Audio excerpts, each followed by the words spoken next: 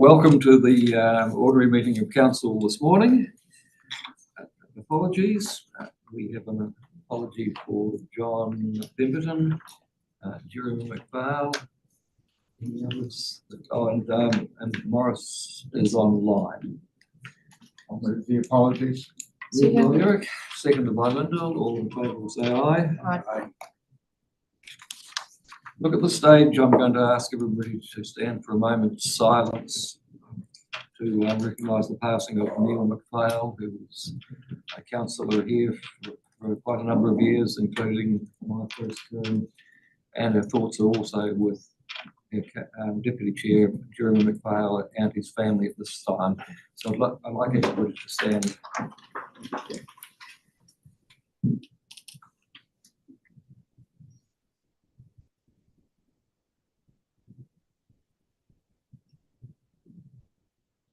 Thank you.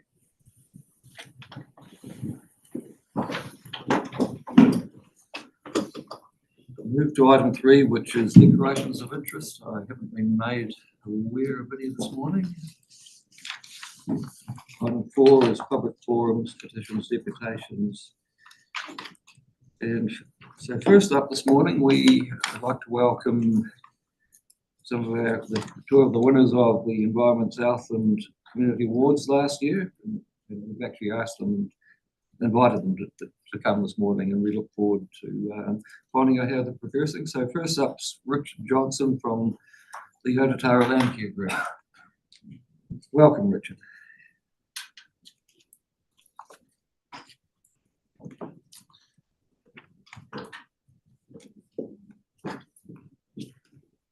Good morning. And thank you for the invitation to be here today. Very happy to speak. When Lee said would, I said absolutely would, because our experience of the awards was very, very good indeed. And I found it, I'll speak a bit about the general awards, and I'll move on to Ototara Landcare Group's perspective and the story behind this. But I want to thank you for a totally inspiring evening, because you brought together like-minded people from across South and Moruhiku, and we would not normally meet. But you created linkages and relationships that I think are going to be lasting. And it was such an opportunity for collaboration and to be inspired and encouraged by others working in the same space. And I found it astonishing how much is being done across the region by so many people. I had no idea that so many people were actively involved, not just passionate, but actually doing things about the environment. And I'm speaking to converted here, but I know that I noticed there was individuals, there was groups, there was non-profits, there was businesses, large and small. There were farmers, there were catchment groups, schools, and of course, DOC. And I found each story just wonderful to hear. Deeply inspiring, I felt, as we understood and celebrated that evening how much is being done, and often done under the radar. So thank you for what you did with these awards evenings. I think too, the sheer joy of those children from Heddon Bush School when they won their award for environmental action in education. I'm sure you saw that, and just the eruption of joy. And so you are raising up the next generation of environmental activists, people with a passion for their environment. So thank you. Now, from my perspective as chair of the Ototara Landcare Group, our experience, again, was very positive. We were nominated to our great surprise, and then we had the visit by the judges panel, and it was so good to be able to talk about what has been done and achieved in 25 years at Bushy Point in particular. The Ototara Landcare Group has been existing from 1999, but in 2020, an agreement was signed up with DOC for 13 hectares of basically paddock land, a bit of forestry, a bit of Tortua forest to rehabilitate that. And so having the judges ask kind of piercing questions and having to think on the spot was very good for us. So thank you for that. The winning of the award was totally unexpected and greatly appreciated. What it did for us was it refocused public attention on has been achieved at Bushy Point in particular, where a bit of paddock has become increasingly forest. 25,000 trees have been planted. It also gave our volunteers wider recognition because so many labour away from the goodness of their hearts. And suddenly they found themselves being recognised for what they're doing. And of course they do it because they're passionate about it. But the awards system gave them recognition and really gave them a huge boost. And I go back to what has been achieved in that we, on that awards evening, and I met people from across the region who are doing similar work. And I've been for some time speaking of the importance of collaboration. We don't want to work in silos. There are so many people with whom we can collaborate and cooperate, support and encourage. So thank you for that. That also was really important. Another thing that came out of the evening was meeting our sponsor. And in our case, it was MW Environmental. It was really just great to meet Renee Richardson, the director, and start to build a relationship with MW Environmental. And I imagine that applies to all the other sponsors too, and the groups, the awards that they sponsored. So it was very good to meet, to have the linkages and the hope, the encouragement, the building of community. I found that, and we found that very inspiring. I'd like to conclude with a particularly nice whakataukī or proverb, which says, "Ka hori taku toa, e te toa takitahi, e nari e toa takitini." We cannot succeed without the support of those around us. So thank you. Thank you, Richard. Any questions for Richard? Peter. Thanks, Richard. Thanks for your endorsement of the awards. Just a wee comment, we quite often get two sides to that. Some people say you're spending quite a bit of money over there, we don't like that. But then also we get another side that's probably aligns with your thinking, is that we don't often sing the praises of people doing the work around the province. And to be honest, it is our highlight event that this council puts on for the region and its residents. So I just want to thank you very much for that endorsement. Peter, I'd also like to say that for 28 years, you've been running this award scheme, haven't you? 28 years, you found all those organisations and people to be nominated. To me, that is astonishing. And so, yes, I think the value is far beyond the cost, actually, because it's intangible, but it's real. And I think of those 28 years, every year, another lot of nominations turn up. It's remarkable from a small area. And so, thank you for doing that. I think it's money extremely well spent. Thanks. Thank you for coming in and presenting this morning, Richard. Really appreciate that. Thank you. Next up, we have Dan Butterfield. Welcome, Dan. Come forward. Welcome, Dan. Thanks for having me.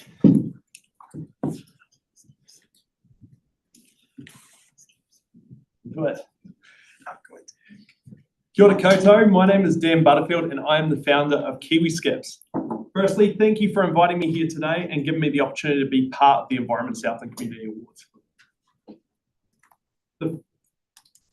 The awards night wasn't just an incredible celebration for Southland's environmental champions. It was also a great chance for us to step back, reflect on our journey and share the story through building our application and meeting with the judges. What it really meant to us, well, to be honest, for a long time, people just saw us as a waste company, doing our thing, but we were trying to change how waste was perceived and building awareness around something that we truly believe in. And that is that waste isn't waste, it's a resource in the wrong place. But for a long time, we weren't always taken seriously on that journey. Winning the Environment Southland Leadership and Innovation Award changed that. It gave our mission real credibility. it showed people that we're really building something that actually matters. And that it wasn't us saying that. It wasn't us telling our story. Well, it is, but it was, and they're awarding us for what we're doing. It was backed by Environment Southland and respected sponsors like Aon, ILT, WM Environmental, Wynne Williams, ANZ, and Fish and Game Southland. That backing meant a lot to us, and it helped us open doors that we might not have ever reached on our own. It's been 6 months since our award, and since then, we've had some incredible progress. We partnered with a company called Treadlight to deliver TyreWise tyre recycling stewardship scheme for Southland, collecting and recycling end-of-life tyres across all of Southland. We also partnered with 5R Solutions to collect and recycle flat glass right across our region. Both of these recycling streams had never been available in Southland before, and together they're now diverting thousands of tonnes of material from landfill every year. What's even more special is that both of these national companies actually approached us after hearing about Kiwi Skips off the back of the Environment Southland Awards, and the incredible community support from all the people who were there on the awards night who directed them to us. We've also since had the opportunity to host several government ministers at our yard, including Penny Simmons, the Minister for Environment, who has visited us twice, Andrew Bailey, the Minister for Small Business, and Tama Potaka, the Minister for Conservation, giving them a first-hand look at what we're doing to move Southland forward sustainably. Without the award and the platform it gave us, I genuinely believe many of these partnerships and opportunities might not have happened. The recognition helped build trust, open doors, and show that businesses like ours, small businesses from Southland, can lead the way on environmental action. It's helped us build the reputation, strengthen our community, and gain real momentum towards bigger goals, like developing Southland's first construction and demolition resource recovery facility.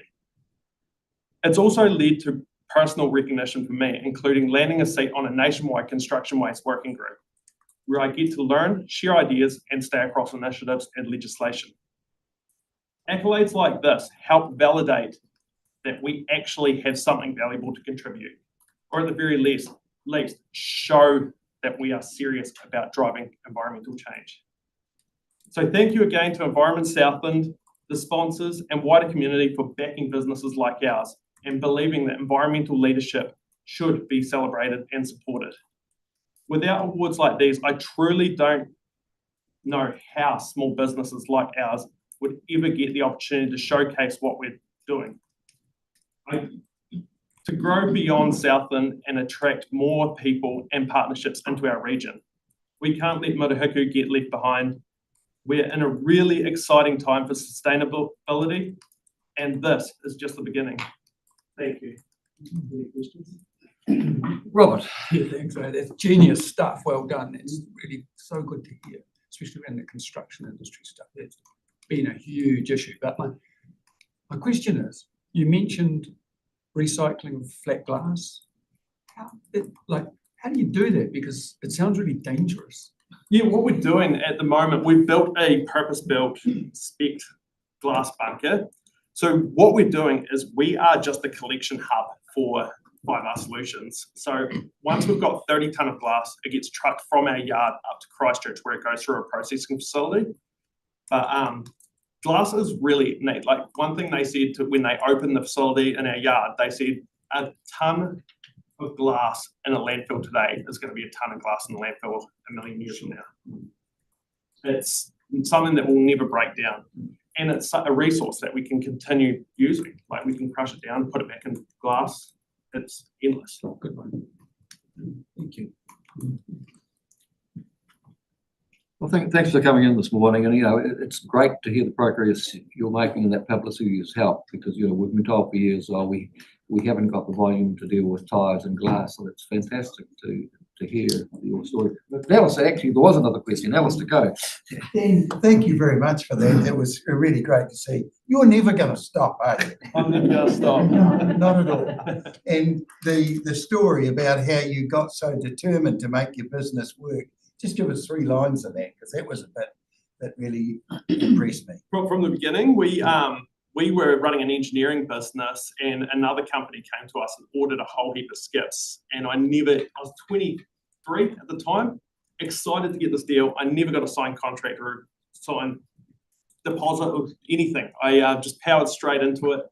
We got them done. We got 40 skips built really, really quick, I think a fortnight, and called them up, said those skips are ready for you. And they said, we don't want them. And I had nothing to stand on because I never got a contract. I never got a deposit. So I tried selling them, couldn't sell them, and decided to get a skip truck and hire them rather than sell them and continue to get paid. And that was 7 years ago now, and we are much larger than that company now for skip hire. And I just genuinely love it. Last year I shut down the engineering company because all my focus is in waste. I love what we're doing, and we're actually making a change. And with the new ventures we've opened up with the recycling thing, creating all these avenues for different materials to get recycled, it's actually making a massive impact for Southland. And I hope if you don't see that, you'll start seeing that really, really soon. Thanks for coming in and Appreciate it. presenting it. It's great to hear positive stories. Right, next up is Fish and Game. Welcome, Jacob.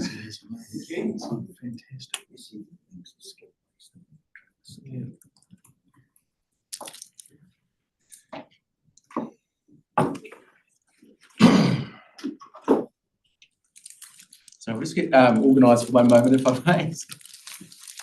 Good.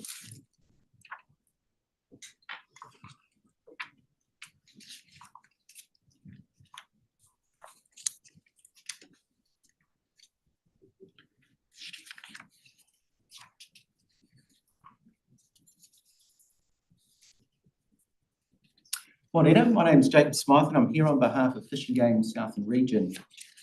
Specifically, I'm here today in response to concerns raised by Federated Farmers at Environment Southland's meeting on the 27th of March about Fish and Game's involvement in Environment Court proceedings on the proposed Southland Water and Land Plan. In reply, I wish to clarify Fish and Game's position. I should say at this point, I have circulated a letter to you individually as councillors. I've got auxiliary copies of that. If anyone doesn't have that in front of you, but just confirm that you've received and got that. Okay, thank you. Firstly, I'll briefly outline Environment Southland's legal responsibilities with respect to the proposed plan. Environment Southland is legally required under the Resource Management Act to maintain and restore degraded water quality and aquatic ecosystems. Permitted discharges that significantly harm aquatic life are not allowed. Turning to Rule 24 and why it matters. Rule 24 allows farming activities to discharge contaminants, namely nitrogen, phosphorus, sediment, and microbial contaminants without a resource consent. Fish and Game appealed Rule 24, seeking to strengthen it by adding stricter conditions before farming discharges could be permitted.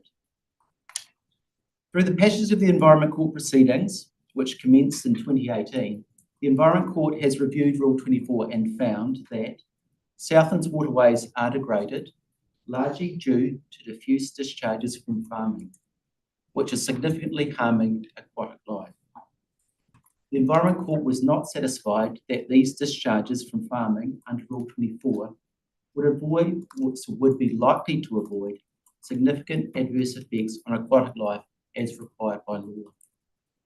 When the court asked supporters of Rule 24, including Environment Southland, for evidence to support it, none was provided. Instead, appeals were taken to both the High Court and Court of Appeal. Appeals by Environment Southland and farming groups were largely unsuccessful in the High Court. Environment Southland then appealed to the Court of Appeal, but again was unsuccessful. Both courts have confirmed that permitted discharge rules under Section 70 of the Resource Management Act must prevent significant harm to aquatic life before being included in a plan, and that the Environment Court was entitled to consider further evidence on the point. As a result, the court's interpretation of the law on permitted discharges remained. So, given these court decisions, I believe it is important to clear up some misunderstandings. Fish and Game is not seeking to shut down farming.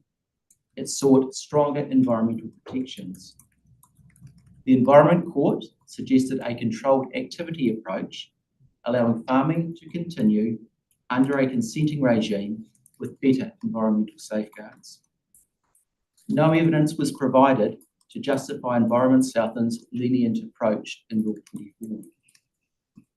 Looking ahead, the Rule 24 proceedings are paused until at least October 2025, pending governmental reforms to Section 70 of the Resource Management Act becoming law. The Environment Court has, however, indicated that given the poor state of Southland's waterways, resolving Rule 24 is a high priority. Once Section 70 amendments are finalised, future permitted discharge rules in Southland must include standards to reduce existing significant harm to aquatic life within a set timeframe. In the interim, delays in rolling out of freshwater farm plans in Southland are a good cause of concern for Fish and Game. To finish today, I want to leave you with Fish and Game's core message, which is this. Fish and Game is focused on restoring degraded water bodies and their associated ecosystems. Given the Environment Court's clear findings on the harm caused by farming discharges, we hope all parties, including Environment Southland, share a common goal of improving degraded freshwater ecosystems in Southland. In this regard, Fish and Game is committed to working collaboratively with both Environment Southland and farmers to achieve real improvements for our waterways without further delay.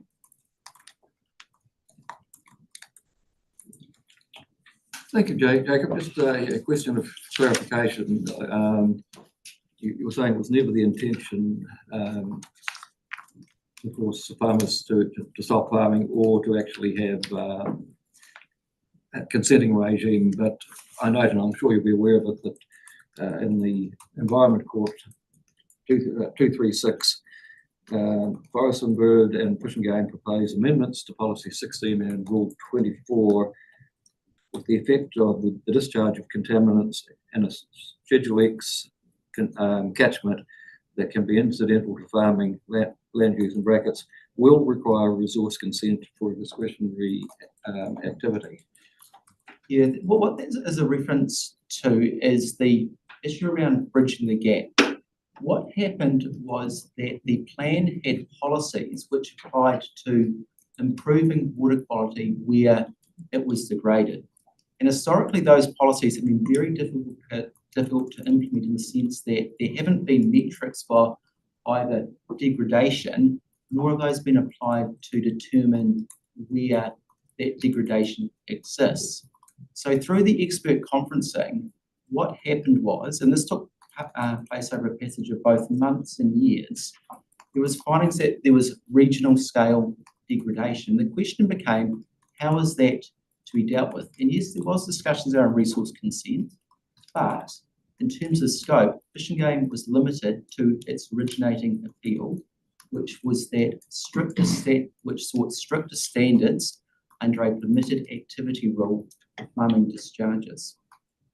Now, in relation to the issue about consents, the court itself identified that there was an alternative pathway whereby rather than a permitted activity rule, there could be a controlled activity rule, which would have required resource consents, but with a controlled activity, a consent has to be granted subject to conditions and with reference to what are the specific restrictions that apply to that activity. Thanks, Jacob. Just remind council that this is still before the court, so we have to be careful how we respond. But Paul. Thank you, Jacob. In terms of reference for Fish and Game, primarily focus on the protection and management of freshwater resources, specifically fish and game bird habitats and the preservation of natural environments with where those habitats live. Yes. That's different to what you have stated with regards to the preservation of water quality. Looking at the letter and everything else, it concerns me as a councillor and a ratepayer in Southland. The legal ramifications, the overinflated levels of regulation that we go through in our region is harmful. It's not moving our region forward. And it concerns me. I look back at the history of fishing game and the farming industry and all the positives that have happened over the years with fishermen's accesses at a huge cost to some really good farmers.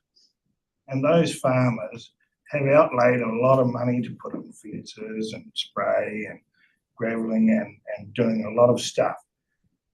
And I think the best way forward for our water quality is to work together in our region. And legal cases, it just adds so many more layers of difficulty But to get to the point, to achieve positive water quality within our region. I'm not sure what the question actually is, to be honest, but I'll endeavour Okay. to respond. Do you feel that this is the correct manner in getting positive water quality over working together with relations with farming industry? Let's take a step back and look at what are the legal responsibilities and what is the evidence showing us. And no, if I could please respond, because you've had a lengthy statement that I wish to respond to. The evidence clearly shows that there is significant issues with freshwater degradation in Southland. The court has found that that is principally due to diffuse discharges with farming. Now, if we're going to work collaboratively on resolving that issue, we need to have a clear understanding of the evidence in terms of the relationship between cause and effect and the scale of change that is required. Now, I do accept that court proceedings are not always the best way to resolve matters, and there is a need for collaboration to work together. But we need to do that with reference to the relationship between cause and effect, because the arguable point, contrary to your statement, is that it's a paucity of regulation that has led us to this point. If there was early implementation of regulation, we may not be at this point we currently are. what final question, Peter? Thanks very much, Mr. Chairman. Yeah, just following on from that, Paul sort of stole thunder a wee bit on the question. So someone asked me why is all this activity between federated farmers and fish and game? And you sort of laid that out quite clearly. So just a point of clarification, if I could. So you use the word ES as lenient approach. Do you see, and let's just really cut down to the chase, Yes. a step away from Environment South, and you talked about freshwater degradation, central and local government on this thorny issue. So therefore, you're stepping up to the mark. Your organisation is stepping up to the mark to fill a void. Is that the way you see yourself and the group? The ideal scenario would have been that Fish and Game didn't need to be involved because we didn't have a problem. Unfortunately, that is not what the evidence has shown. And there was early recognition in the court proceedings by the council's principal planning witness that the plan was a light approach. It was, I think in his own words, a light touch in response to the issues seen. And what has become very clear for the court proceedings is that the issues were much more significant than I think any party anticipated, and that resolving them is going to be a challenge. And that challenge is also illustrated by Environment Southland's own science, particularly the recently released catchment summary. So there are significant issues. I guess my point is that Fish and Game wishes to be constructively involved in resolving those issues, both with farmers, and we work with farmers in relation to things like wetland development. But we also need to look at the regulatory regime that has led us to this point and whether it is fit for purpose, particularly with regard to the need for restoration. Thanks for that. Thanks for coming in this morning, Jacob, and I'm reminded during the conversation that Fish and Game and yourself were involved with getting changes under the previous government to intensive winter grazing. Yes. While we might agree on everything, I believe there's a sweet spot in the middle and I hope we get there in the future where we can work together. We know that action on the ground, wetlands, repairing planting is going to help. So thank you for coming in and presenting this. My pleasure. And I'll just simply say that I'm always willing to have a discussion. So if you need to, please get in contact. Thank you. Right, we'll move to item 5, which is the confirmation of minutes for the ordinary meeting of the 27th of March. Any changes or additions needed to those minutes? If not, it's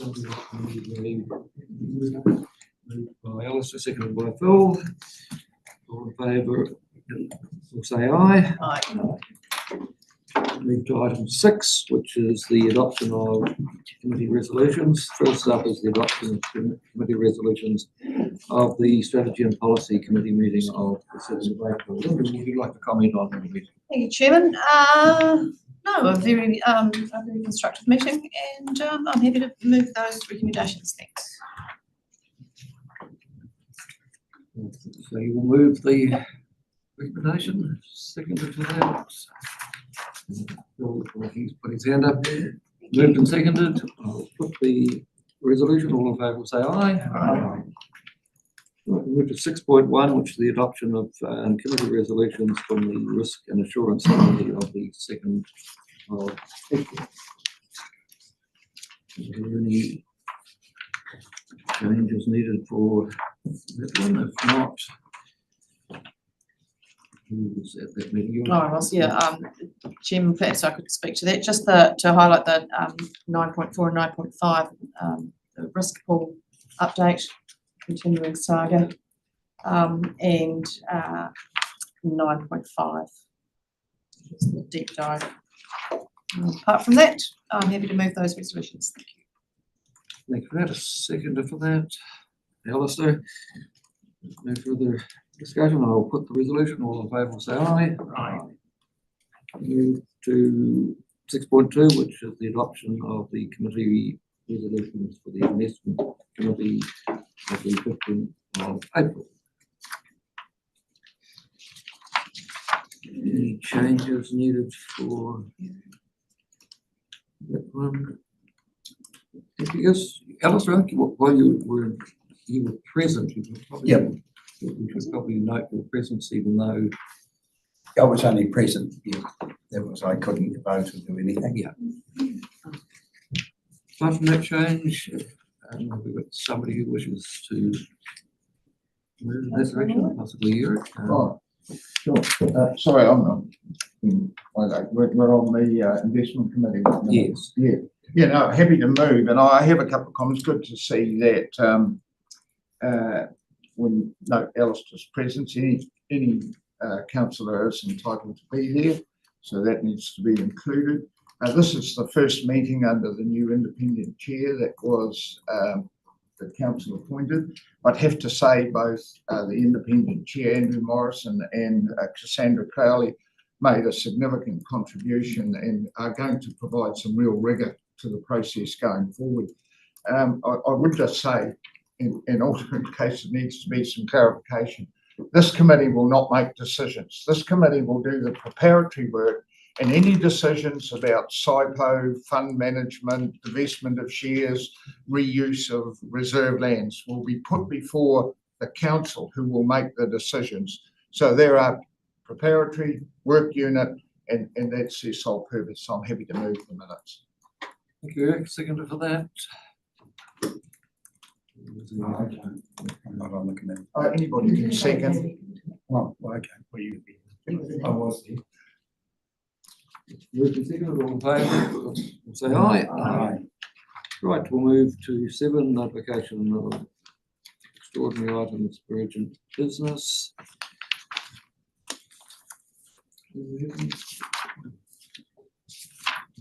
Notification issue too. Is that supplementary? Is that? Yes, it's a supplementary item that has been tabled that is supposed to be dealt with in public excluded business, but it needs to be added to the agenda at this time.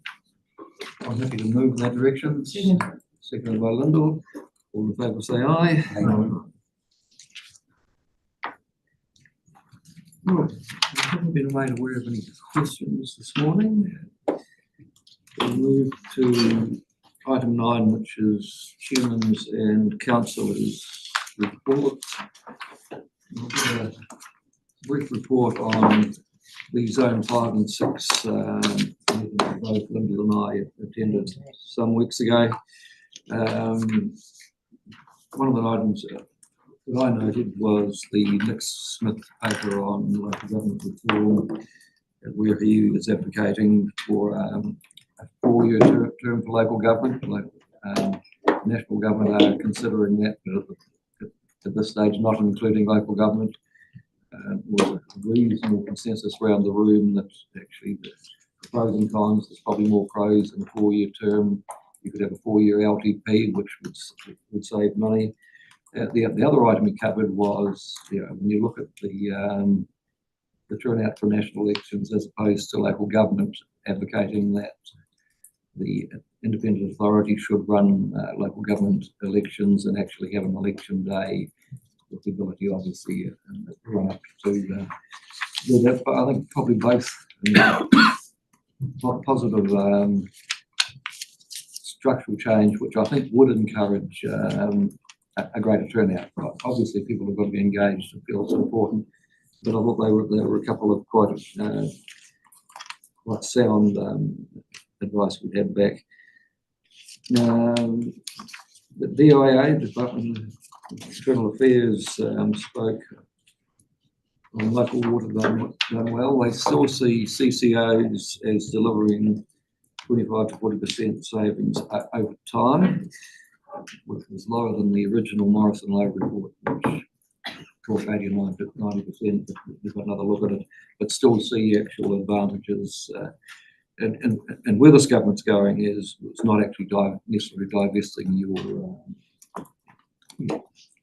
investments in Three Waters, but I guess to me the logic of actually having the efficiency of the back room and consistency across the region is quite compelling. I can sort of, they mentioned that the government is encouraging a back to basics approach to councils, and very strong on one plan for each region. So a regional plan across the region, which would give consistency and efficiencies going forward. There was also talk about regional deals are unlikely for regions who don't have a unified regional vision. So it's a takeaway message for a lot of regions, and one spatial plan for a region.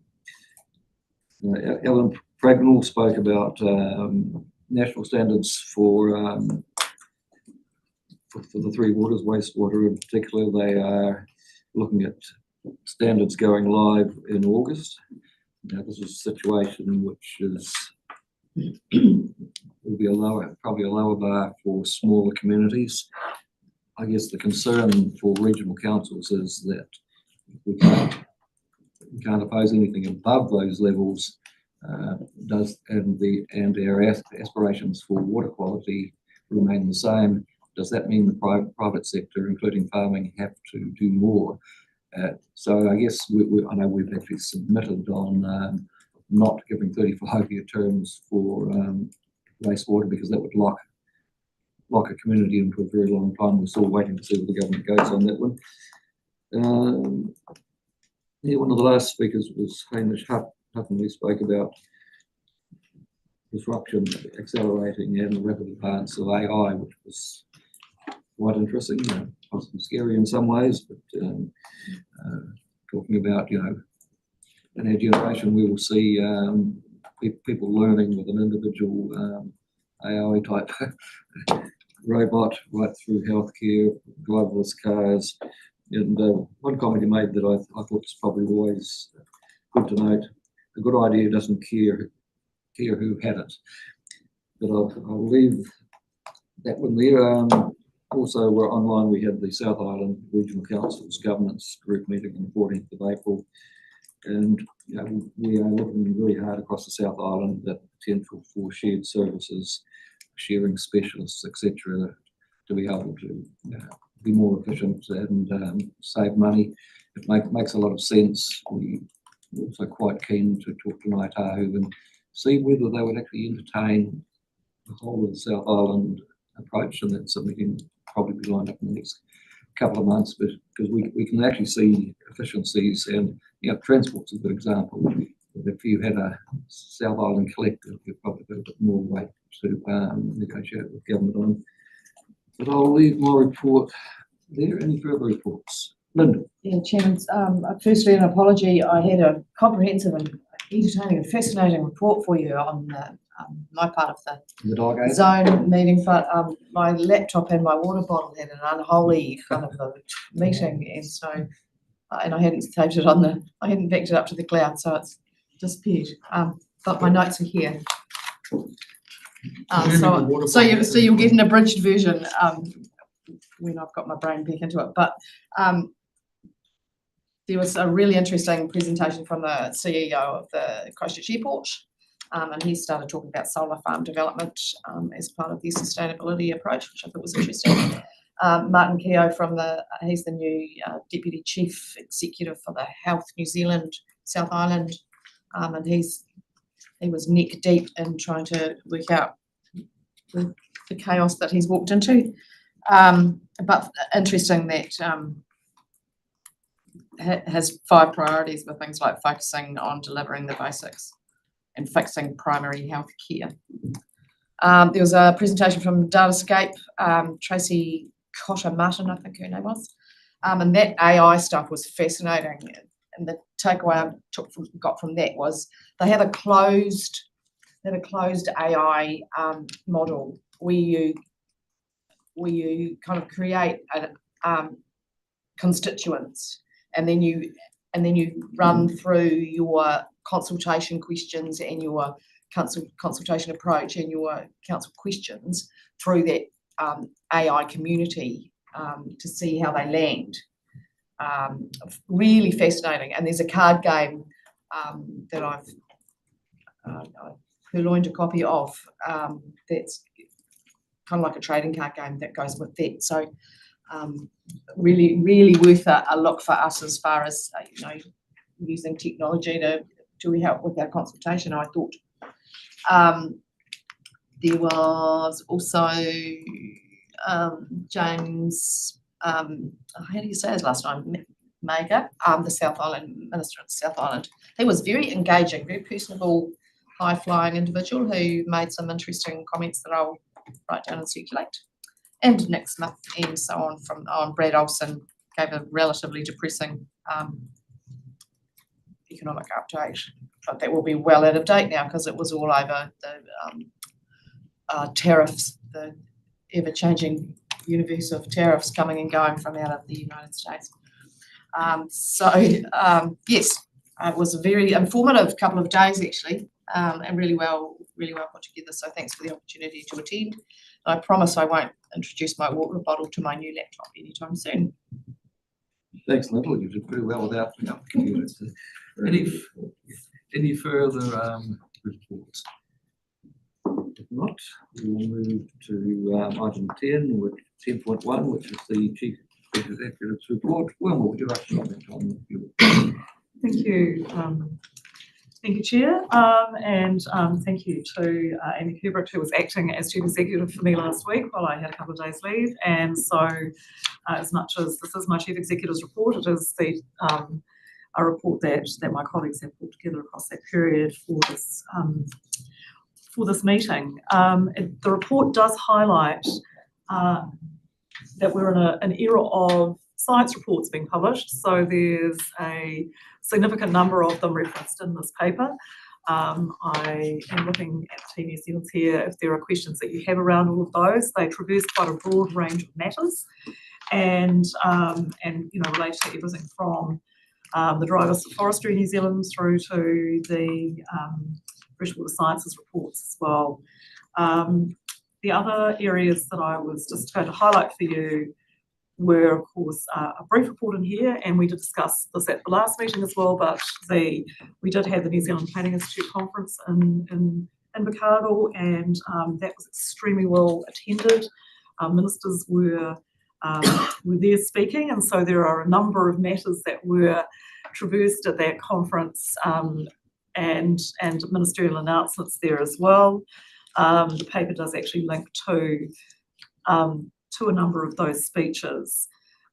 There's a great deal of work afoot at the moment in the climate resilience work of the organisation through the Integrated Catchment Management Group.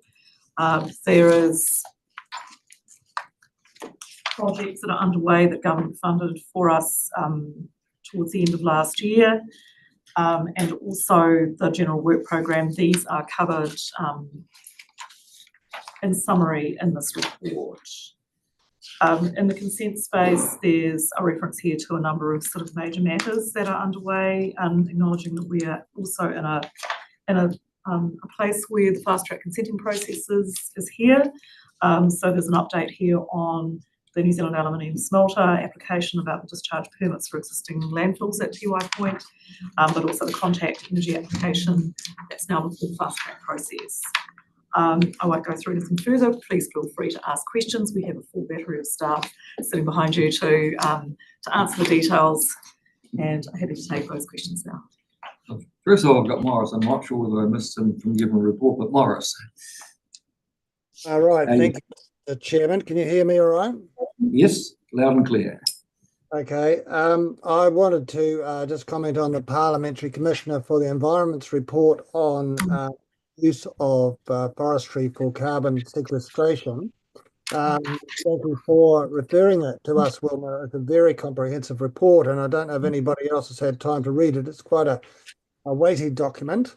It has some serious implications for us in relation to our leaning on our lands project, perhaps planting native forests, for example, on the Webster block, and the useful of that and the difficulty of that too. So perhaps in summary, Wilma has set out in bullet points there the main points, but overall, I think the Parliamentary Commissioner for the Environment paints a pretty bleak picture of the use of forestry for carbon sequestration, and there are a lot of reasons for that. The current state of the ETS is not fit for purpose and needs to change, otherwise it's likely to collapse in about 10 years or so. There's a particular problem with forests planted for carbon alone, because in the future they need to be maintained, and if they senesce and die back or get burnt and nobody replaces them, then obviously that's a big problem. There's talk in the report about biodiversity credits, and we've thought a bit about this as well, but these are very difficult to quantify, and so being able to use areas of forest, for example, even new areas, or biodiversity offsets is going to be fraught with difficulties. What else have I got? I've got a few notes here about halfway through. There are some good suggestions, or many good suggestions, and there. One of them I saw was that regarding wilding pine control, he recommends there should be a levy from forest owners and perhaps even power companies. I'm thinking of places like the Mackenzie Basin, where the growth of wilding pines is going to affect the runoff of water and might affect the ability to generate power from water in the lakes. So that's certainly something we should perhaps follow up on. Now, I think there's implications there for planting trees, as I mentioned earlier. For example, on the Webster block, planting native trees costs about $22,000 per hectare.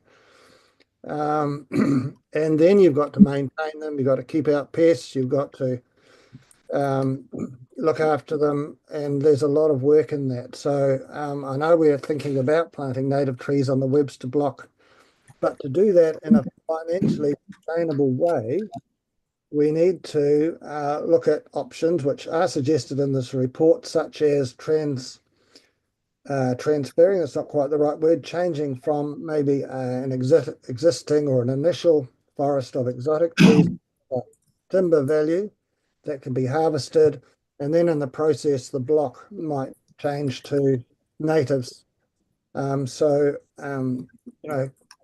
Planting 50 hectares of land into native trees is a very expensive exercise, and there needs to be some way of making sure that we can make some money out of that, because it's really important for us to demonstrate to other people, the farmers, for example, that there is a good way of establishing native forests, but in a way that you can generate some money from it, because otherwise, the costs are just really problematical.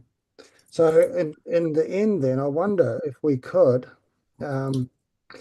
get a report from staff. I know that's extra work and maybe it's not possible, but we really do need to think about this carefully to analyse the recommendations in this report so that we can use it positively, so that we can recommend to others and we can demonstrate to others that we can convert bare land into forest in an economical way which enhances biodiversity and does help with carbon sequestration. But there are many fish hooks in it. So just finally then, thank you, Wilma, for alerting us to that, and I hope that we can use this report in our future work. So thank you, Mr. Chairman.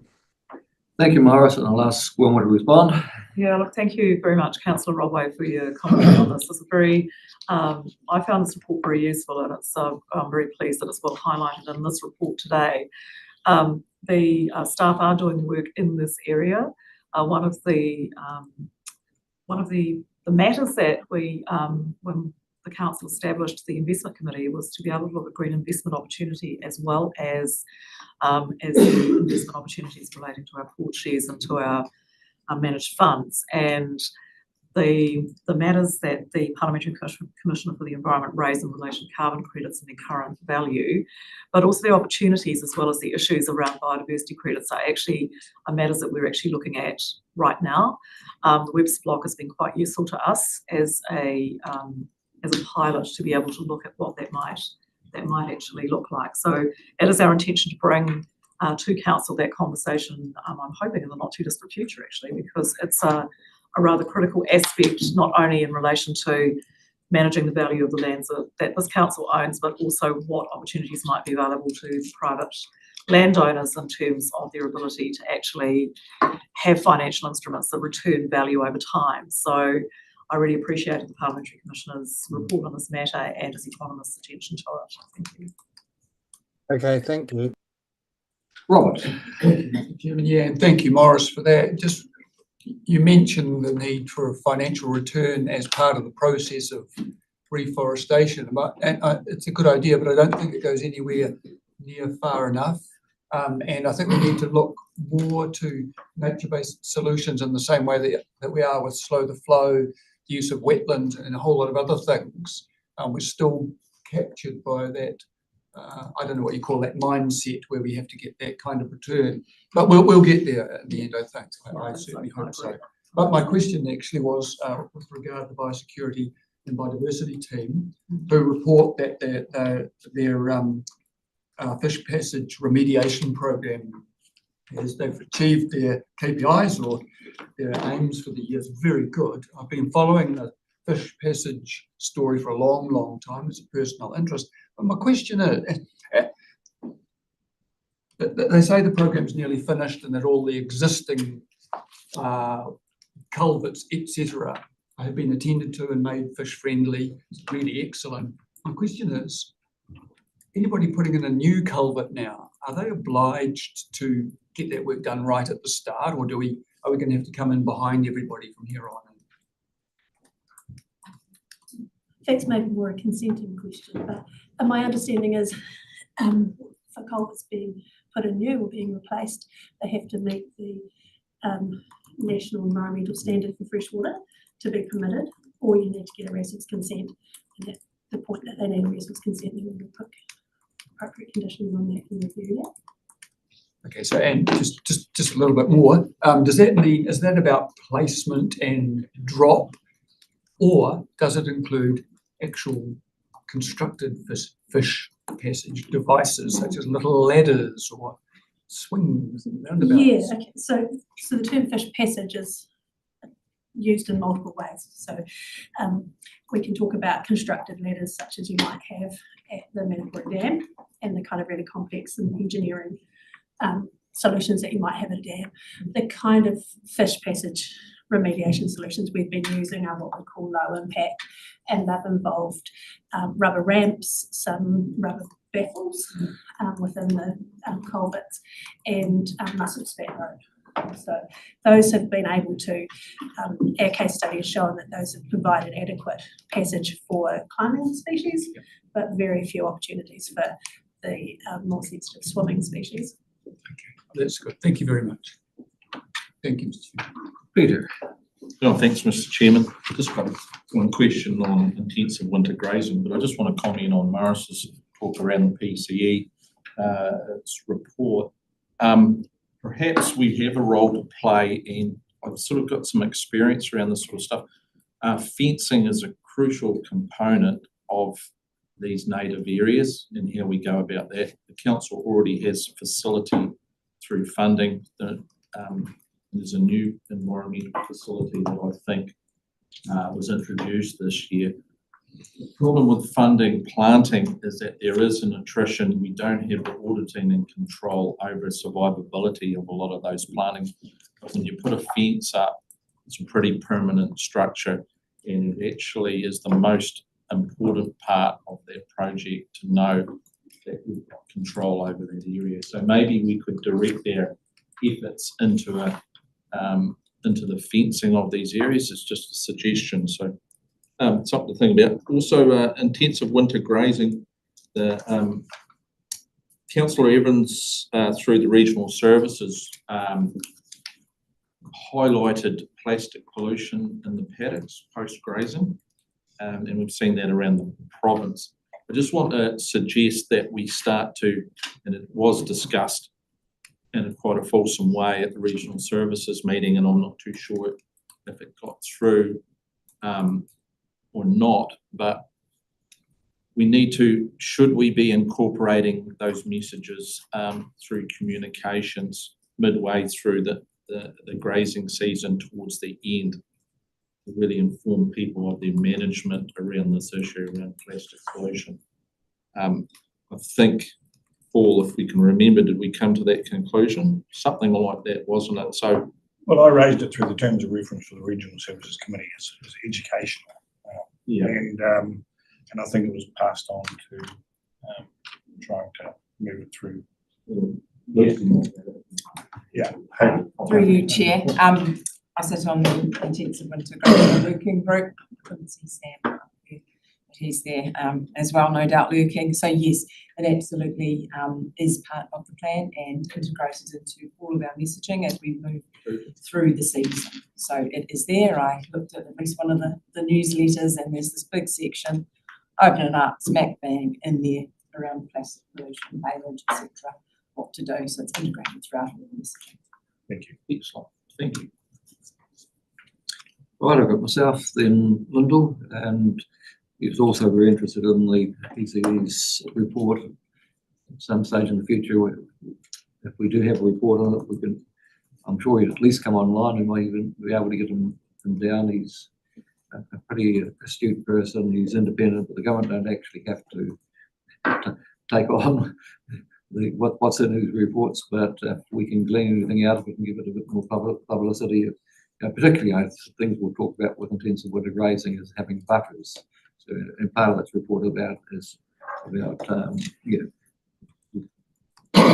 timber and not doing it all at once, and perhaps planting natives there in the future. So there's a lot of good stuff in that report, and I think we probably should be following up on it. What else did I have there? A few things.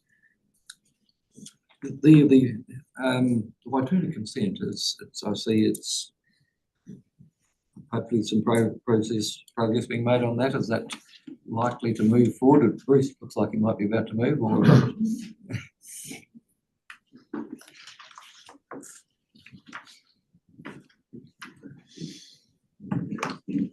Mr. Chairman, thanks for the question. Yes, I've been part of the staff steering group that's been involved in progressing the Waituna consent, along with the co-applicants of Aruru Naka and Department of Conservation. We had a productive pre-hearing meeting here in the chambers on the 7th of March, which was chaired by Corey Trenuth, an independent chairperson who did an excellent job. Really good turnout from the submitters, and generally speaking, it was a good, positive, constructive discussion.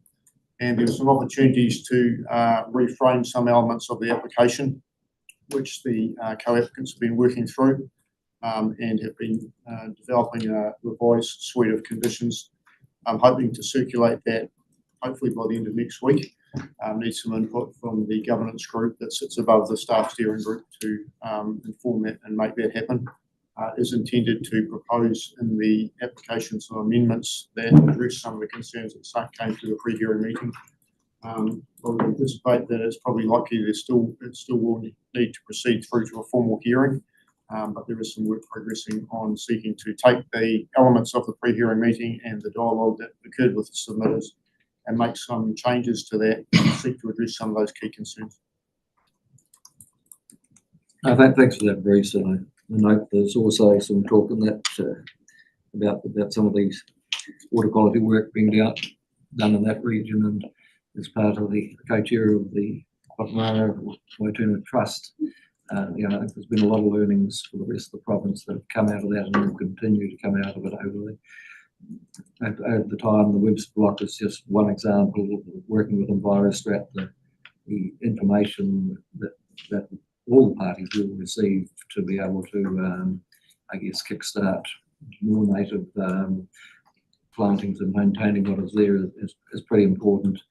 And, even the flow structures that have been trialled down there that are now sort of available for other people to actually put this. It's probably something we should in reflection have some sort of get together with those groups and probably including a regional forum like the focus on wetlands there. Might be another 15 minutes or so because I've now got to talk at a meeting. So just chill.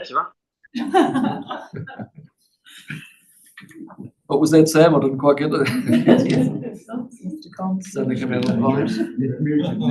Muted now. Okay, well, that's probably me. I'll move. Now that Sam's done, I'll go to Lyndall. Thank you. 2 or 3 things, if I might, Jim. Just on the plastics front, having heard from Dan Butterfield, perhaps he's a man we should include in that conversation about finding creative ways to deal with some of that. Anyway, sorry, Bruce, now that you've sat back down. Just really quickly, I appreciate that the report was probably written a while ago, so I'm just wondering if you've got dates for that Fiordland Charters limited consent yet.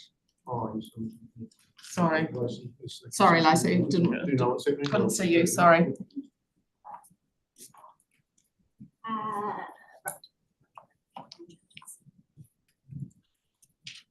Thanks, Councillor Roberts. Through Mr. Chair, the Fiordland Charters.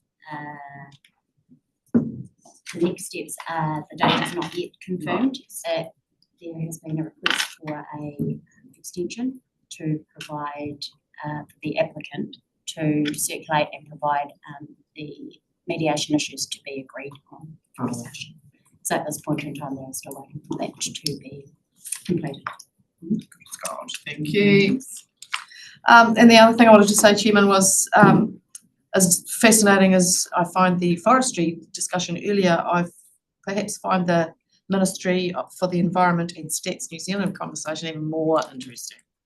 And I started going through highlighting the things that I thought I should highlight, but I ended up highlighting all of them. So there's a whole lot in those bullet points. Whoever pulled those out, thank you. That is super relevant to the broader range of work that we do, not the least of which are things like air quality, the urban sprawl and the change of our urban spaces as far as being less green, artificial light, you name it, we cover it there. So I don't necessarily have a question apart from please help staff when you are bringing us stuff to bring this bigger picture and remind me, because my memory is like whoosh. draw some connections to these big reports and these big comparisons, because I think we sometimes forget the changes that are already occurring, and some of them are improvements. It's not all bad, but I need help to keep that front of mind for some of our conversations going forward, especially in the spatial planning, regional plans conversation. Thanks. Any further? Thank you for that. I think the intention is that we have a reasonable workshop on a number of these reports, particularly the state of the environment stuff that you're referring to, and but others as well, because I know that Karen Wilson is very keen that we have the ability to have a much deeper conversation. But we've said things to you in your councillor update as well for them. It's as they come out, but I think it's important that from a public perspective we know that we've actually got this, and then we'll be working through them with you. Cool. Thank you. No further questions? Would somebody like to move? Moved by Neville, seconded by Peter. All in favour will say aye. Aye. Right, we'll move to item 10.2, Local Government Commission advice and process to respond. Sam, can I think So I might just speak briefly. So councillors, Sam is online and he can talk to his paper. Just want to just reference the fact that on the 4th of April, I received an email from the Local Government Commission advising us that the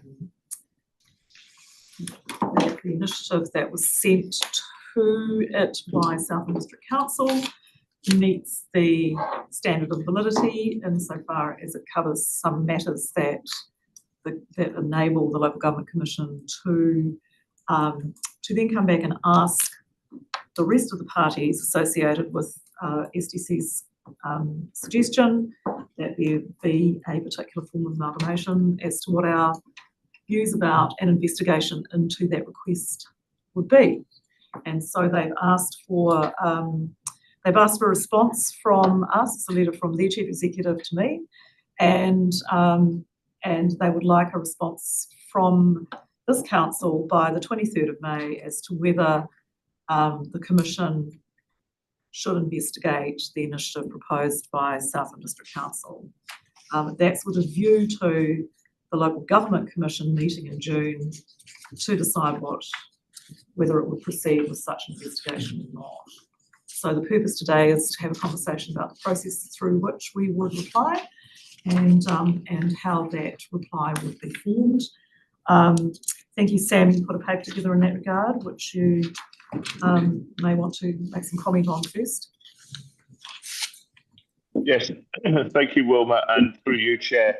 The paper is very self-explanatory. As Wilma's explained, this is around deciding the process for us making that decision. I will be bringing a paper to Strategy and Policy on the 21st of May, which will outline a number of options, whether we go forward and give our agreement for the Local Government Commission to investigate. This today is really around delegating that decision to Strategy and Policy, because that meeting is on the 21st of May and our response is required by the 23rd of May. You'll note there was a paper before Invercargill City Council yesterday. Theirs was around a decision, so they had a debate around the merits of the Local Government Commission having an investigation. Today is not about that. In our case, we would like to delegate that to Strategy and Policy, and in the meantime, we just need to decide upon that process now. Thank you, Chair. Thank you, Sam. I've got Neville, Peter, and myself. Thank you, Chairman. Just, we have to be part of the discussion. I think we weren't having that discussion without predetermining what the outcome of any change in structure might be. Referring to strategy and policy, certainly we can debate it then, but yeah, the topic's been on the table for 20 or 30 years and we need to get it sorted out at some stage. It just seems to me to be silly to have 4 councils for a population of 100,000 people. So it's time we had a serious in-depth discussion about it. Thank you, Neville. Peter? Yeah, look, I think it's really positive this discussion's coming up now, and I think it's really good that Mayor Scott and Southern District Council brought this up. But I see their proposal as an option amongst many others that will probably come forward. The simple fact, in Southland local government needs to reorganise itself before we get reorganised by others. And that reorganisation has to be around the welfare of the ratepayer moving forward. People know that there's significant infrastructure deficits above ground and below ground that are building in this region. And my view is that the current model that we have will not address them for the ratepayer, and that might ensue a severe loss of service throughout the region. So, and also scale will drive the efficiency. So I'm up for this discussion, but everyone needs to be at the front end of this, not just a mere deciding what an outcome will be at the end. We need to be all at the front end and put our voices in there to generate that right outcome. So I look forward to the discussion. What did you say, the 21st, Sam, at the strategy and policy? So I look forward to that meeting. And just lastly, I'd just like to say the letter to you, Wilma, it seems as though they weren't really too sure. They said at the bottom, please advise if you're not the best contact person. I think it would be a good idea if maybe Chair Nicol would be alongside yourself, of course, be with that letter too for that correspondence. So that's the purpose of that question from them is whether or not there was somebody more junior in the organisation that they should be speaking to inside a democracy team. The chair and this council's relationship would be with the board of the Local Government Commission. So you'll recall when we had the representation review, it was Brendan Duffy, the chair, and our chair that met with the commission. So the commission itself is a board, and that's the peer-to-peer convo. It just seemed like a bit of uncertainty from Penny whether she was speaking to the right person. She's just asking if, there's somebody in the organisation, like Paul or somebody that they should chat to. So that's on a matter of the scale, it's fine. I reply to her anyway. So and we've had a conversation with her about some details about whether or not, if an investigation goes ahead, whether other options are possible to be considered, and the answer to that is yes, of course. And so in considering our response, being clear about all those matters back to them and this council's view about whether an investigation is the right approach or not is really what we need some clarity over. And but no, that was the purpose of that sentence. Okay, thank you. Right, I've got myself, Lyndall, then Paul. Look, I think now that we've received this letter from the Local Government Commission, we'll obviously make the decision further down the track, but right through, I think the mayors and myself have said we're actually up for this, but a full investigation, and that's what the Local Government Commission are able to do. They're an independent body, and rather than actually jumping to a conclusion, I think we've got an option. We've got a real opportunity here to give that positive feedback. This won't be evolution or revolution rather than evolution. It'll take maybe 3 to 5 years for them to look at all options, but they can look at boundary changes, regional or district. So I'm hopeful that all the local bodies are going to say, yes, we're up for this. We know with the changes to the RMA that inevitably local government reform is coming. So we've got an opportunity here to be proactive, actually work with this commission to get a Southland solution and perhaps be ahead of the pack, because it's not in 4 years' time. It'll be 40 years since the last shake-up in 1989, and I don't think there's a party of any flavour that actually want to continue to work with the number of councils that are out there. And the ratepayers are saying we can't afford the costs of the status quo is not going to last. So look, let's have an open mind and So for me, the two big factors are keeping effective representation and actually getting some efficiencies that will last. Thanks, Chairman. Just hearing that my colleagues are keen to have the conversation, which is great, as am I. So with that in mind, the process question that we've been asked is whether we want to delegate that conversation and decision to the 21st of May. And I would be, as chair of that committee, delighted to chair that conversation. So I'll be supporting the recommendation later. Thanks. Thank you, Lyndall. Paul. Thank you. I'm totally all for amalgamation, but for certain reasons. Ultimately, at the end of the day, it's gone towards a local government commission, implemented or it was written by one council. I believe we should have done a lot more work together, collaborative with councils well before now. The two big things, I agree with you, Nicole, that we need to look at better representation and cost saving, effective cost saving. And the history shows that the entities currently are unable to attain that, because as I've said previously, there hasn't been 1 cent of improvement in cost saving from any council that I know. And considering that we have an operating revenue of around about $3,750 per person within Southland, it's, we look at the figures that go around and we still can't seem to be getting it right. I believe maybe through the strategy and policy is the way forward now, because we possibly haven't been proactive enough around this subject in the past. So I agree, we go through that. But from the news stories I've read, I'm really feeling a wee bit saddened by the fact that we're not discussing and sharing all of the information with our community. The community seem to see headlines and not the true ingrained work that's going to happen. And I think we need to really start sharing it with our community, because it has to be better representation and massive cost savings.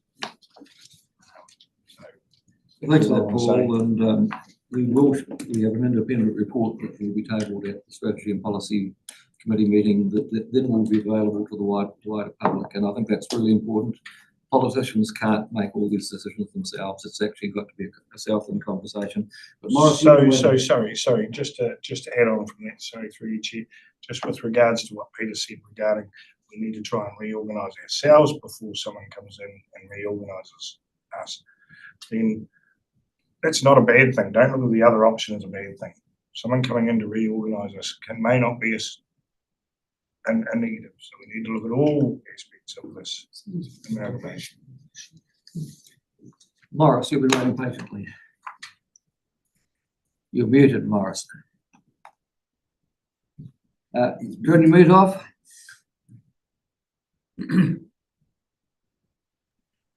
How's that?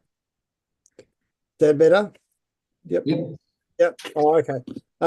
Yes, well, I think the substantive discussion will occur at the Strategy and Policy meeting once we have a detailed report, as Sam has mentioned. So in the light of that, I'd like to move that we accept the recommendation, Mr. Chairman. I'll second it, Thank you, Chairman. Morris. Seconded by Lyndall. I will put the recommendation. All in favour will say aye. Can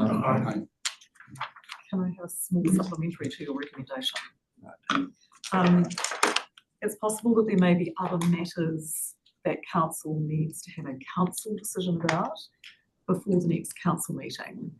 And given that you're meeting on the 21st, it may be that you can move straight out of the discussion at Strategy and Policy and have council actually formally adopt the letter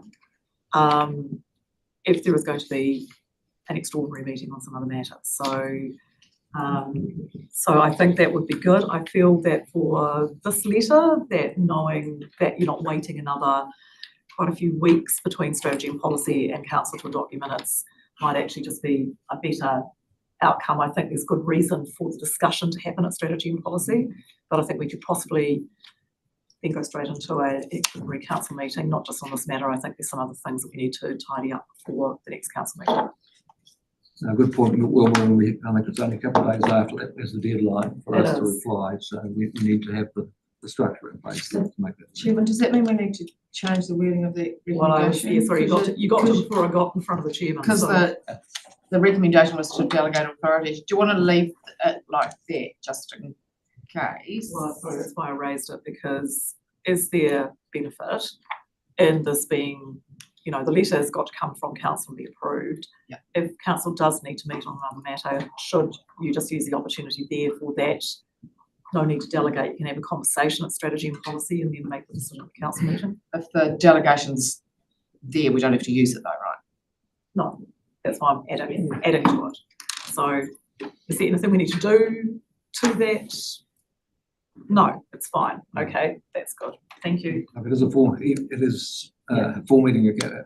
All councils are involved, so we just need to make sure we've got a. But we don't have to use the majority.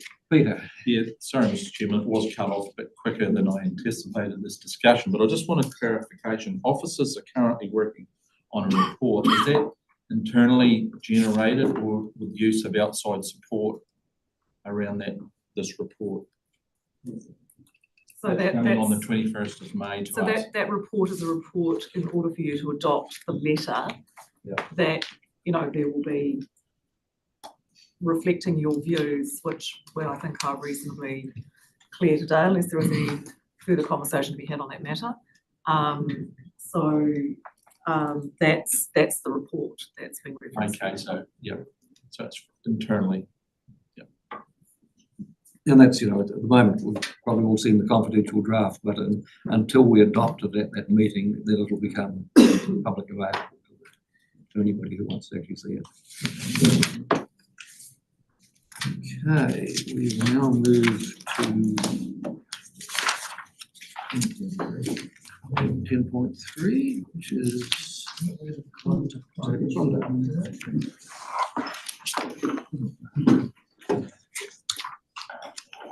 welcome, Amy. Would you like to comment at the stage? Thank you, Chair.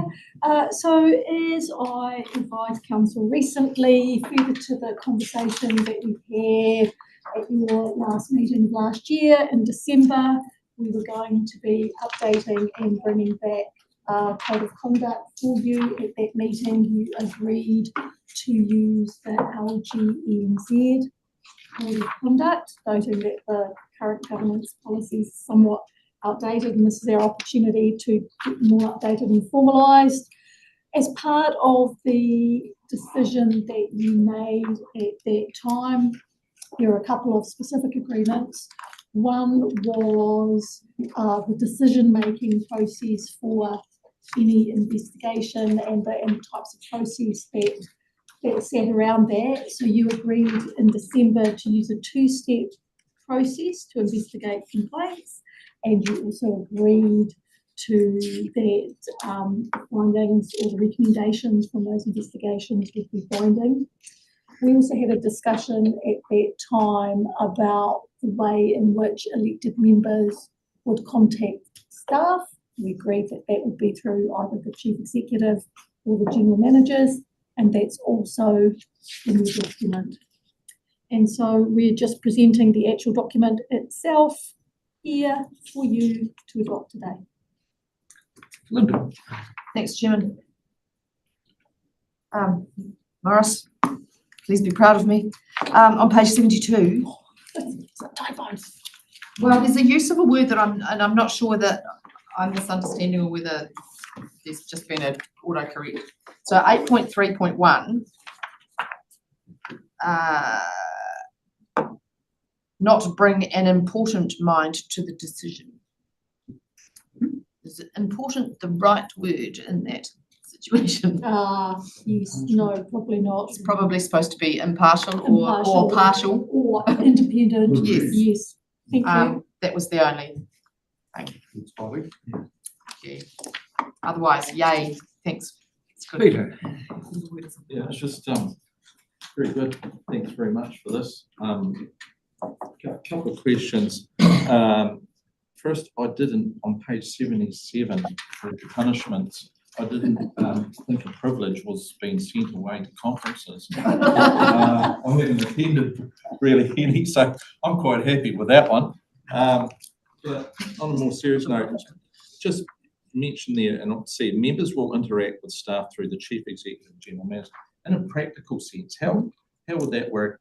So, through an email, to put an email to the person we want to email, we just put general manager or the chief executive there to copy in, or does that go right through the hands of those general managers? We just straight to the general manager and they delegate. Okay. So in a practical sense, that's the way it works. Directly through to the general manager. Yeah, and same with physical verbal interactions, the same way too. Well, that's clear. Thank you. Look, this is a good report. And I just think it does need to be clear. There's a couple of questions I had. It's only a member that can actually make a complaint. I'm just thinking wider with the interactions with other councils. Is it specific, germane to our own council, or could there be a situation where a council had an issue with another councillor, or we're only binding ourselves. We can't bind everybody else through this.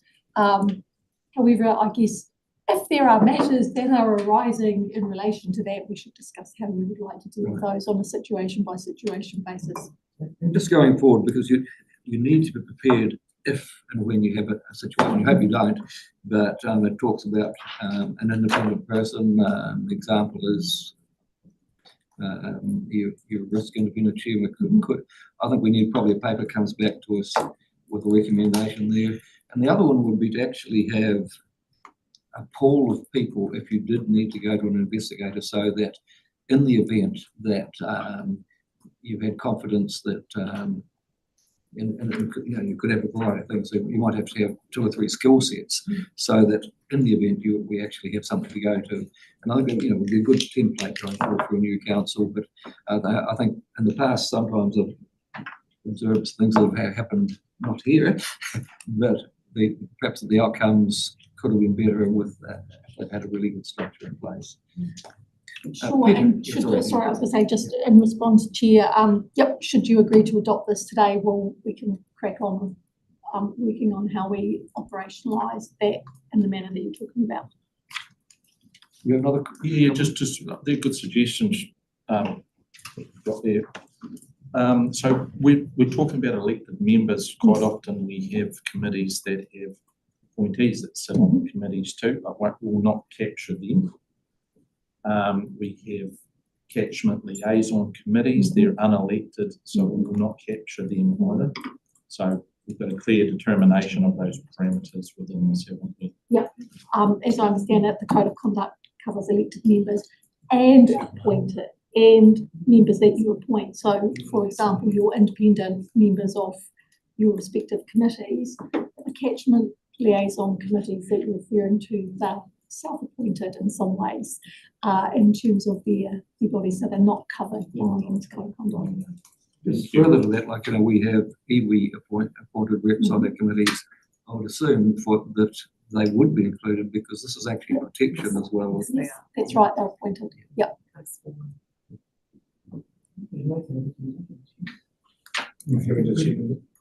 Moved and seconded. I feel that we wanted to say. I was going to do it, but they didn't. Oh, you did first. I won't be allowed to sit on the side. The motion, all in favour will say aye. Aye. Are you going to solve it? Right, we'll move to. Mr. Chairman, before you go on, sorry, you didn't see my hand that was raised before. It probably doesn't matter that you've already passed it, but I just wanted some clarification about the bullet point on 5.2, the second last bullet point. Is there an example of what that might be? Observe any protocols put in place by the CE concerning contact between members and employees?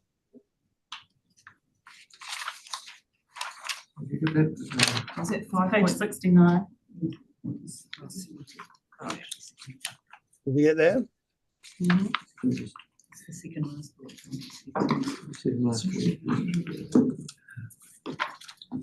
So what was the last?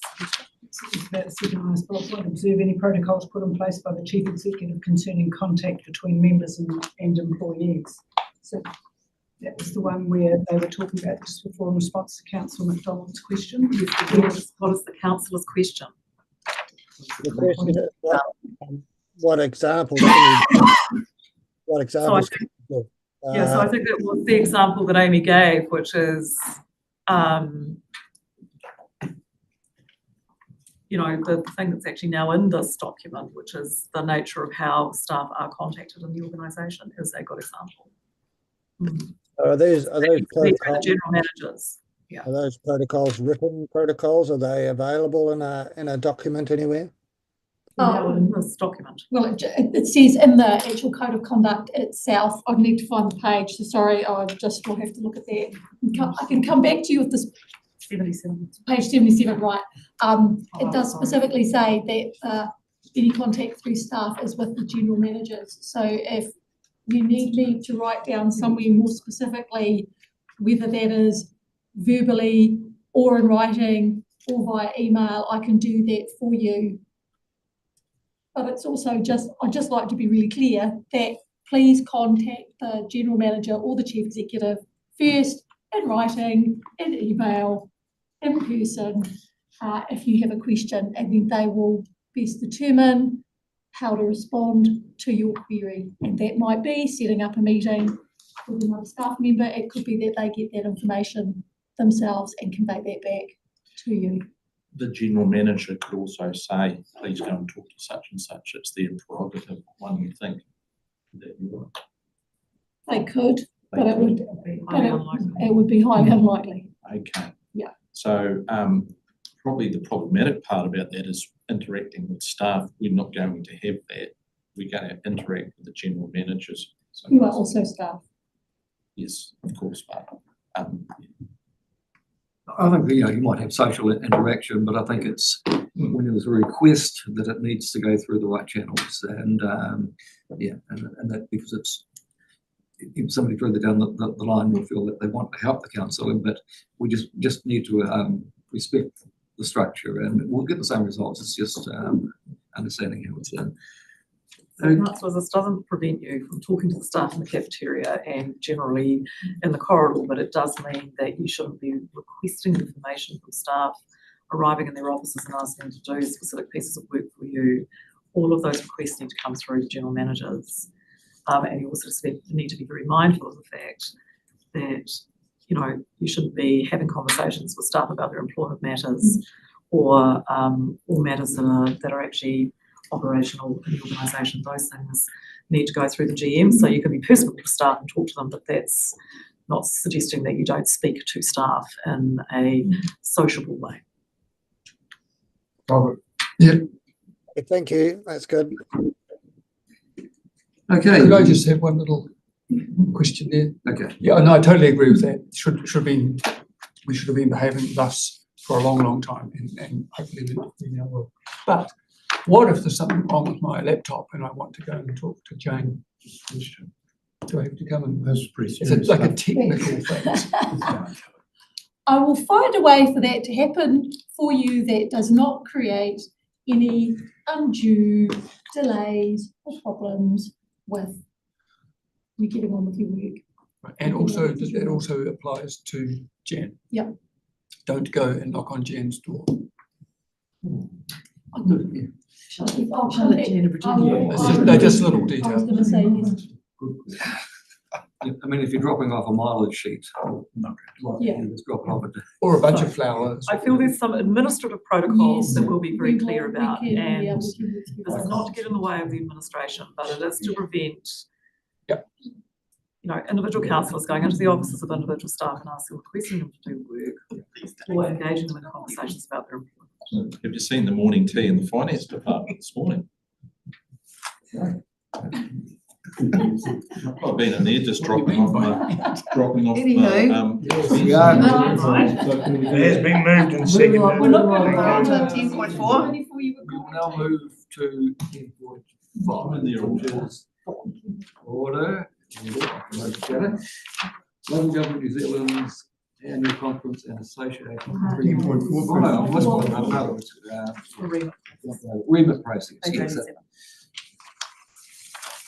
And this item is largely a machinery item and has arrived at short notice because the notice we got about it arrived late in the process.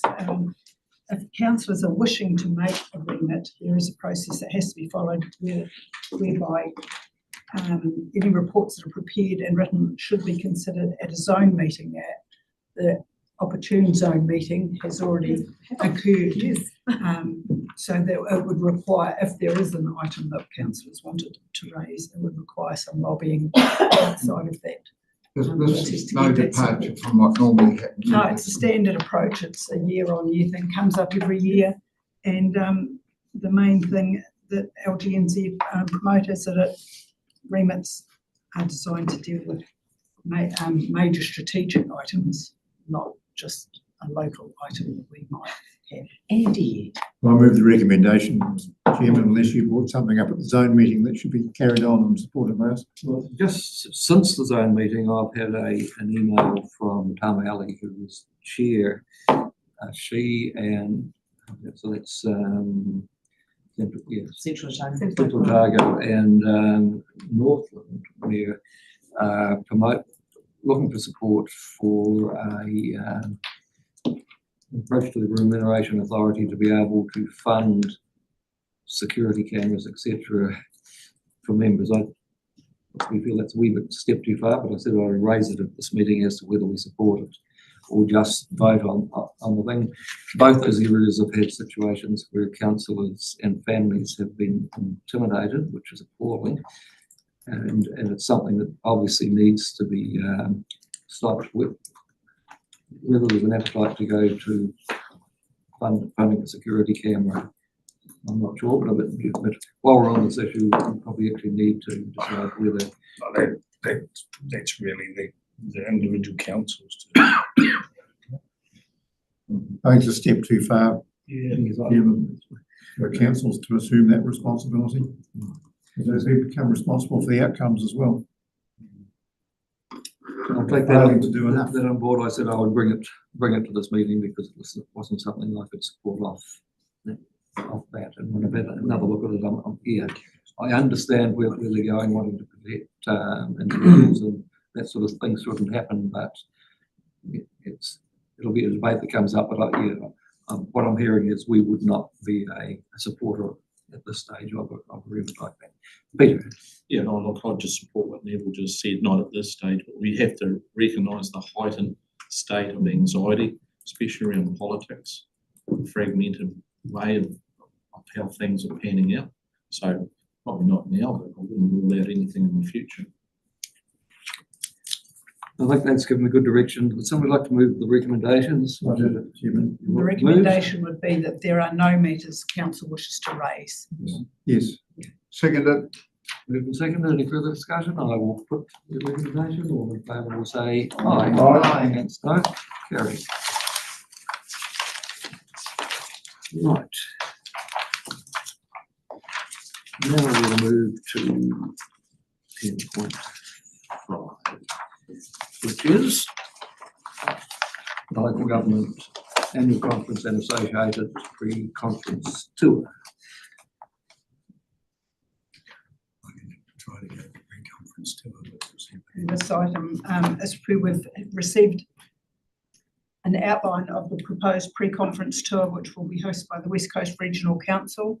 In the past, some councillors have attended just the LGNZ conference, some have attended just the pre-conference tour, and some have attended both. So the normal situation is chair, deputy, and sometimes one other. It's with Jeremy not here. But we don't. Yeah, I guess we. When does this need to be agreed to? The sooner we can confirm attendees, even if it's just numbers, not necessarily names. I will confirm I'm not going. Can we make can I make a suggestion that we put Jeremy's name in subject to his approval? Yes. Yeah, it's the deputy chair. I think that's appropriate. And Chairman, I'm interested in doing the pre-conference tour, but not necessarily the conference. Yeah, I'm probably the same. I am the same, so not probably. It's a bit different. Peter, you were. Yeah, I've never been to one of these. I'll put my hand go. up. I think Go you to should it Go to the conference. You should go. before I get punished and it gets taken away from me. So I just thought I'd get in there. But both pre-season and conference. How many days? The 16th, the pre, 17th? It's 4 days. Well, the breeze too. 4 days, so I'm not too sure about that. What is the best one? What's your view? Well, for regional councillor, the pre-tour is, I'd be quite happy to miss the other one because it's mainly about TAs, but there's also. I'll take your advice on that for the pre-tour then. Conferences. I would disagree, actually. I find the conference really interesting. Usually, if they have decent keynote speakers, it's really. I would Okay. commend the conference to you, councillors. I'll put my name in the hat for everything for 4 days. Good man. All right. So we've got a limit on how many? Well, that's the next discussion. Do we have the finance to, it's all about what, there could be 5 that would do at least pre-conference by the sound of it, which is a little more than we normally have. But over the COVID thing, we probably had less conferences. I'm very happy. I'll make a point, I'll probably get myself there because I think there's a grandchild arriving at about that time, they tell me. Too much information, Alice. To Christchurch always wants. Can we have a recommendation that we do go with the numbers, including Jeremy, because we don't know whether We need to we make adjustments. I believe we really need to put a limit on it because I think the five's far too many. So we, recommendations are all in the names with some. Good. So we're looking at about 5 rather than perhaps the standard 3 or 4 that we normally do. Yeah, and I'm flexible, but I am interested in going. And I'm not too worried if I don't go, but names and everything. Yeah, it's difficult. How do we advise Jan on how to book the accommodation on the first, if we're sort of here, whether we're going to go or not? VFAs and things. So could you perhaps just agree on the number? That's right. And then there can be out of, you know, you can have a discussion amongst yourselves as to who Chair, goes to it. I'll move that we have a maximum of 5 councillors attending. Maybe, let's say, it may turn out to be less, but at least sort of covers us. And we need to actually firm this up in the next couple of weeks so we don't miss the early bird. I was just looking at the cost saving and representation comments that were made, so cost savings. That's why I'm only going to one pub. Do we have a seconder for that recommendation? Yep. Seconded by Alistair. Any further discussion? I will put the recommendation on.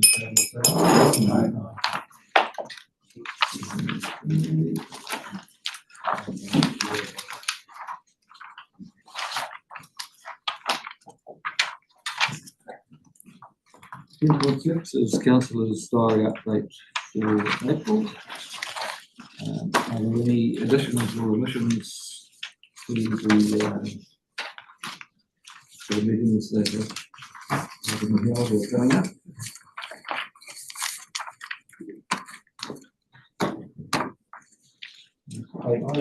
Bill. Can I add some dates for leave? Yep. And that would be 24 June to 2 July and 8 to 12 September. 24th of June to when in July? 2 July.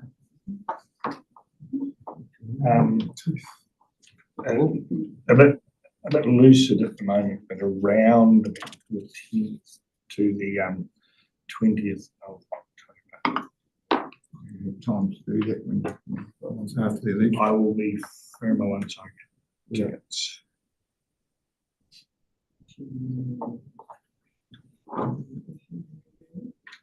Assuming we're elected, assuming I'm re-elected. All of us. I know. No further requests? I move the item chairman subject to those amendments. Moved by amendments. Seconded by Lyndall. All in favour say aye. Aye.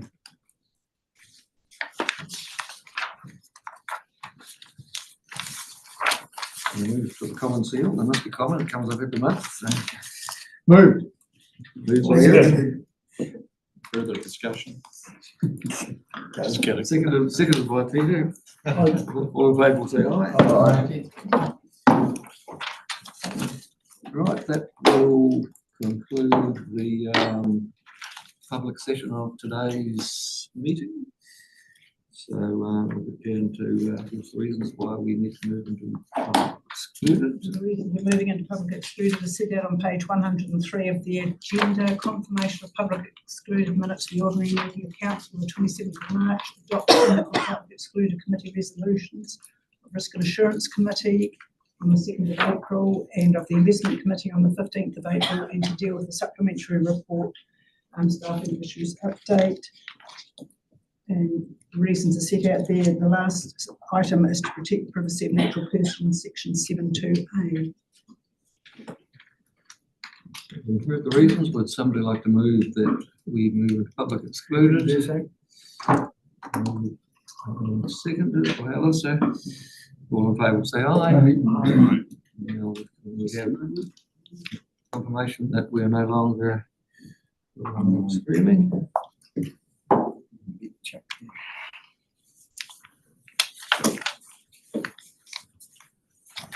Let's see, Scott.